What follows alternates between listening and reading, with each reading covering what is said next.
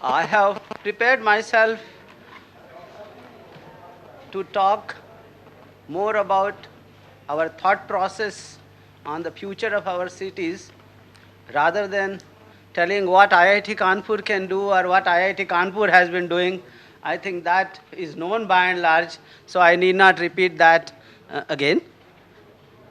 Also, I'm trying to give you a slightly different perspective than what was presented in the inaugural presentation about what our future cities challenges are.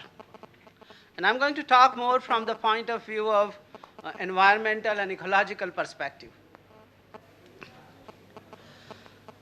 Much of our future of our city essentially lies on how we manage our land, how we manage our water and energy. And by and large, they are related to each other. I'll give you some pictures which will illustrate what I want to say.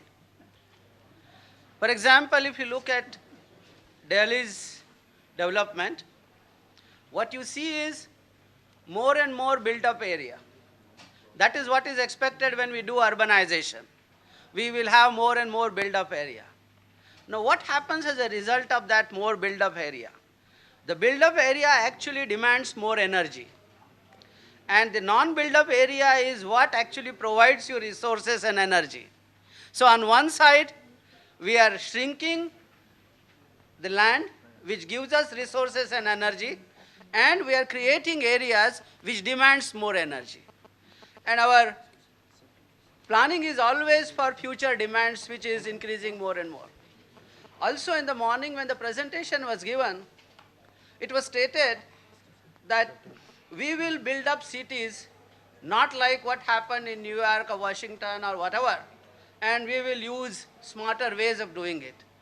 That's essentially because we will be using more and more technologies, better technologies, and so on and so forth.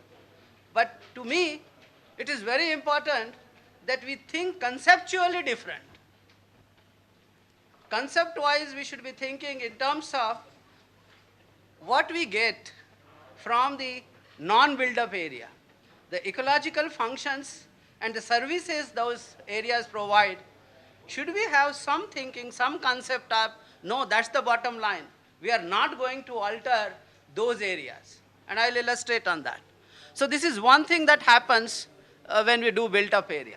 The another thing that happens when we increase built-up area is we are encroaching onto our water bodies.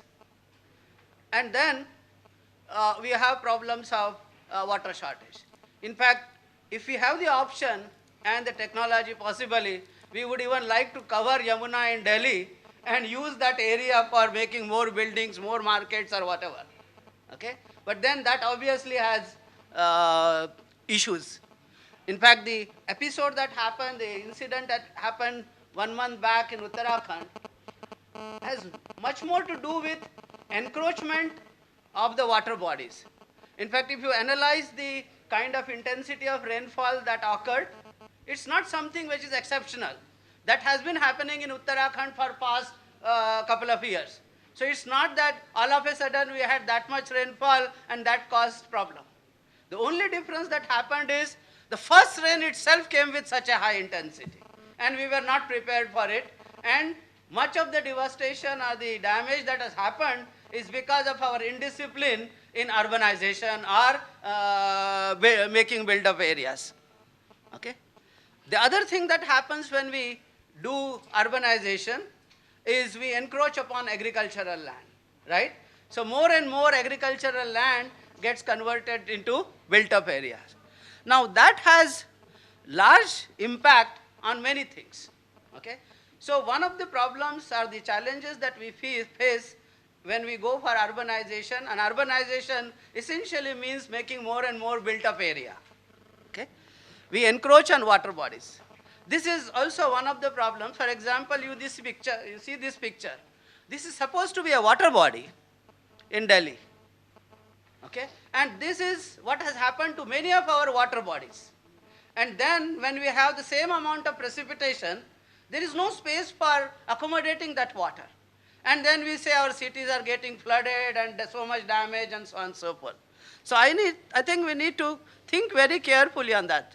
So this is just the example. In Delhi itself, n number of water bodies have been converted to, nobody can even say that this was at one time water body, right? So obviously our capacity to store water in the mega cities or big cities is decreasing slowly and slowly. And so we need to keep talking about water availability and make sure that we transport water from hundreds of kilometers.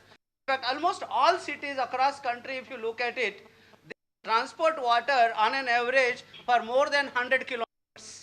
Okay, this is something that we need to think about when we talk about future of our cities. Ideally speaking, we should have n number of such water bodies. And first we spoil those water bodies, and then we make hundreds of crores of projects to make sure that those water bodies are again restored back.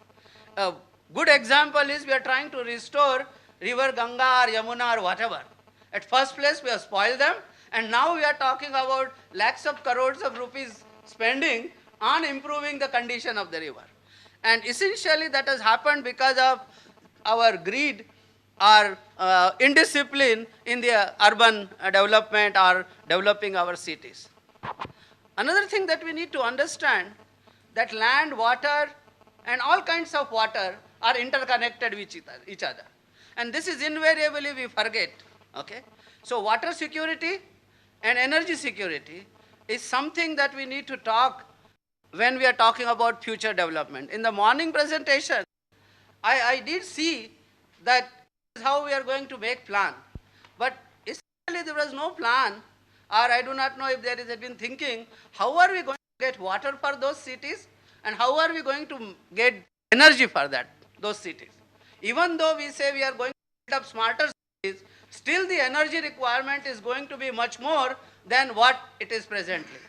And so energy security and the water security is going to be a big issue.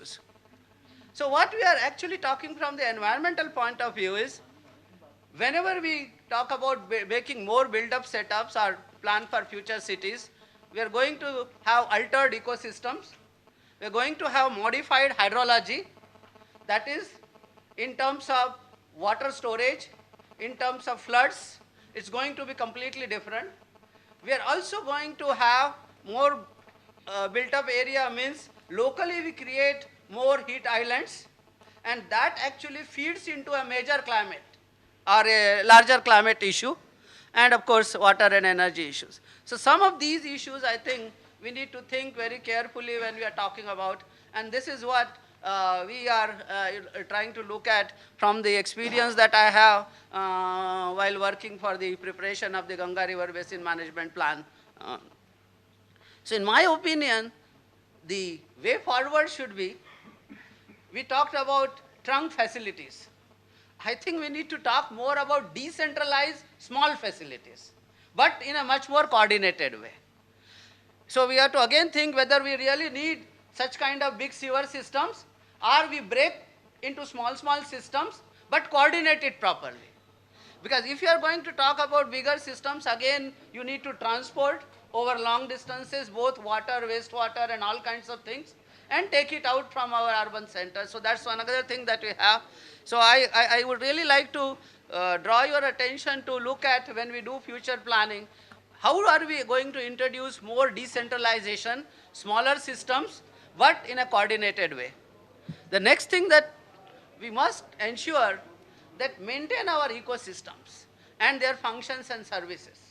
So are we going to have some kind of bottom line in terms of that I would necessarily keep some fraction of water body, some fraction of green area, and some fraction of the paved area, and how do I make the combinations of that so that ecosystem services and functions are kept as it is. Okay, that's the balance that we are talking about.